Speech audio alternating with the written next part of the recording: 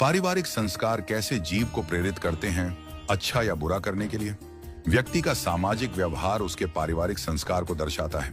इसको समझने के लिए सुंदर वृत्तांत की चर्चा करते हैं। एक राजा के पास सुंदर घोड़ी थी।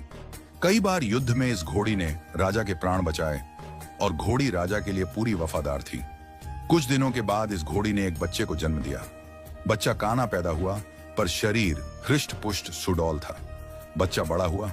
बच्चे ने मां से पूछा, मां, मैं बहुत बलवान हूं पर काना हूं, ये कैसे हो गया? इस पर घोड़ी बोली, बेटा, जब मैं गर्भवती थी तू पेट में था, तब राजा ने मेरे ऊपर सवारी करते समय मुझे एक कोड़ा मार दिया, जिसके कारण तू काना हो गया। यह बात सुनकर बच्चे को राजा पर गुस्सा आया और मां से बोला, मां, मैं इसका बदला लूंगा। मां ने कहा, राजा ने हमारा पालन पोषण किया है। तू जो स्वस्थ है, सुंदर है, उसी के पोषण से तो है। यदि राजा को एक बार गुस्सा आ गया तो इसका अर्थ यह नहीं है कि हम उसे क्षति पहुंचाएं। पर उस बच्चे के समझ में कुछ नहीं आया।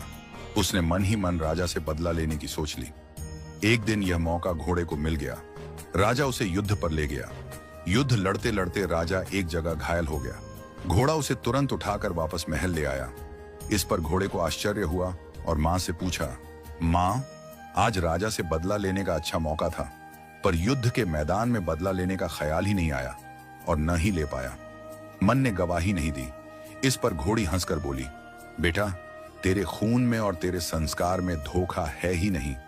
तू जानबूझकर तो धोखा दे ही नहीं सकता है।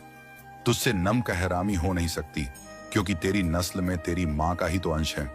जैसे जल में मिला हुआ चंदन अपनी शीतलता नहीं खोता, वैसे ही जिनके भीतर सच्चे संस्कार होते हैं वे विपरीत परिस्थितियों में भी अपनी मर्यादा नहीं खोते।